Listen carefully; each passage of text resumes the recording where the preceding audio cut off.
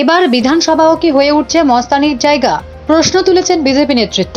শুভেন্দু অধিকারীর অভিযোগ, অধিবেশন কক্ষ থেকে বেরোনোর সময় পূর্বস্থলীর তৃণমূল বিধায়ক তপন চট্টোপাধ্যায় তাকে শারীরিকভাবে নিগ্রহ করেন। বিধানসভার অধ্যক্ষকে এ বিষয়ে লিখিত অভিযোগ জানাবেন শুভেন্দু অধিকারী। বিজেপি সূত্রে এমনটাই খবর। ঘটনার সত্য মিথ্যা বিচার করার সময় এখনো আসেনি, দেখা হয়নি সিসি ক্যামেরা। তবে এই বিষয়কে কেন্দ্র করে চাঞ্চল্য ছড়িয়েছে বিধানসভা চত্বরে। বিধানসভা সূত্রে খবর, লোকসভা ভোটের প্রচারে গিয়ে শুভেন্দু বলেছিলেন মাধ্যমিকে ফেল করেছে তপন চট্টোপাধ্যায়ের মেয়ে, একাধিক ফ্ল্যাট আছে। এই নিয়ে কথা কাটাকাটি হয় দুজনের। তপন চট্টোপাধ্যায়ের পাল্টা অভিযোগ, কোনো শারীরিক নিগ্রহ করা হয়নি।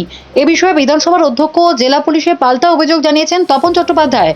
তপনবাবু সংবাদ মাধ্যমকে জানান, লোকসভার সময় শুভেন্দু তার এলাকায় গিয়ে মেয়েকে অসম্মান করেছেন, পাশাপাশি তার বিরুদ্ধে মিথ্যে প্রচার করেছে। কলকাতায় 2টো ফ্ল্যাট নাকি আছে আমার, তাই চাবি চেয়েছি। এখন বিষয়টা স্পিকারের হাতে। Bureau report, D Bangla news. সব খবর সবার আগে পেতে আমাদের চ্যানেলটি সাবস্ক্রাইব করুন এবং পাশে থাকা বেল আইকনটিতে ক্লিক করুন, লাইক ও শেয়ার করুন।